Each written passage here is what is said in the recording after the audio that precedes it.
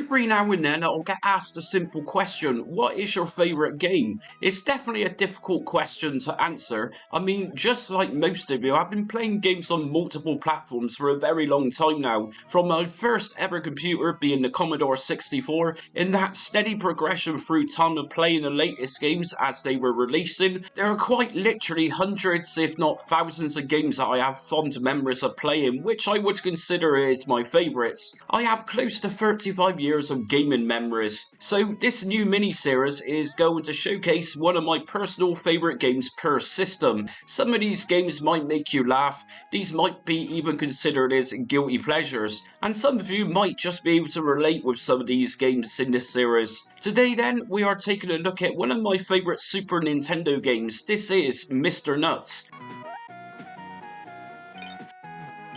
I bought this originally from Rumbelows in a place called Cribbs Causeway in Bristol. This was Boxing Day of around 1995. As I had some Christmas money left over, my dad drove me to the store with the rest of my money. I also bought Jurassic Park, but Mr. Nutz is the game that holds some great memories for me personally. Now, firstly, I am an absolute sucker for colourful 2D platformers. In fact, with the rise of the 32-bit era, I wanted more of the older looking games, as these today is what I truly prefer. And although the 32-bit polygon era was wonderful, these 2D games become dated overnight if you remember this time. We did have the exception of games like Rayman, but really the very best era for games like this was the 8 and 16-bit eras. So what is Mr. Nutz then? Well, it's a 1993 game in which the famous Mancunian software house Ocean Software released. In it first, it was exclusively done for the Super Nintendo. A little later, Ocean also released it for the Sega Mega Drive, which was Ocean's first ever Sega release. It also released for the Game Boy and then the Game Boy Color much later. It has a couple of other versions too going into the early 2000s. Personally, I never had the Game Boy game as a young teenager, but this is a brilliant portable version of Mr. Nutz. Interestingly, the Commodore Amiga also had a version of Mr. Nutz, although this was a completely different game and more or less a Sonic the Hedgehog style game, with RPG elements added as we travel around the world map looking for new levels to explore. In fact, Mr. Nutz Hoppin' Mad, as it's known on the Amiga, is to date an exclusive to this system, and it was actually set out to be a different game altogether. It actually had a working title named as Timmy the Flying Squirrel. Ocean Software took an interest in the game itself whilst it was being showcased at the European Computer Trade Show of 1993, and they end up releasing it through their label. Only the sprite that you see in this Amiga version isn't the original sprite that the game had. Ocean changes to Mr. Nutz. What you see effectively then isn't really a Mr. Nutz game at all, or at least that's to say it wasn't developed with Mr. Nutz in mind at the time. I mean, as a game itself, it's not a bad game, it's just different for the obvious reasons.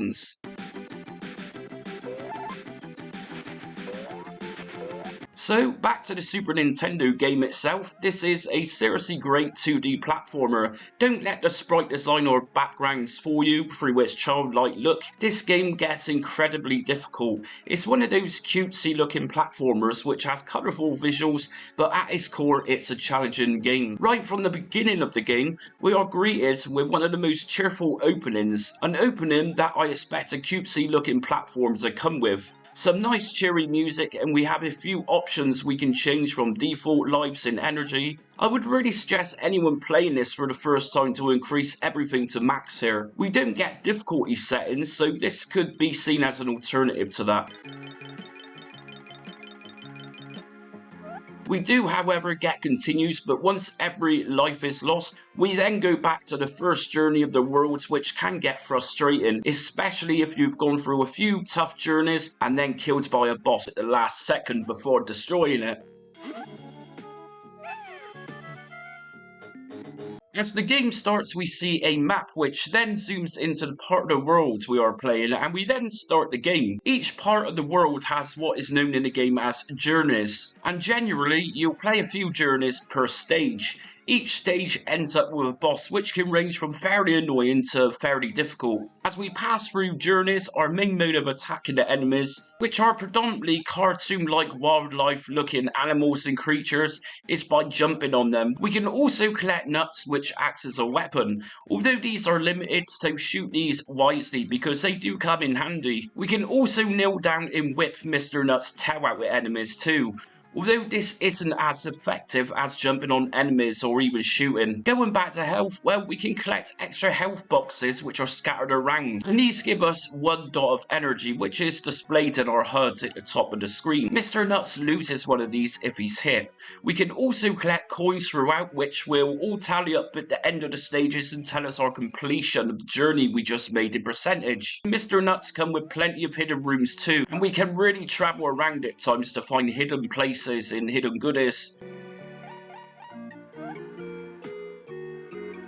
Sadly, I only found this out later, the Super Nintendo version is also the only version not to have a password system, although I'm sure cheats can be added to get to later levels if you look hard enough. And that's it, that's the first video in this mini-series today. So did you have memories of playing Mr. Nutz? Is it a game that you play today, or maybe you play it on the Mega Drive, or really prefer the Amiga version? There's going to be another video coming soon to join this one, and the next video is going to be likely for the Sega Mega Drive. Anyways, thanks for watching, and until next time, stay retro.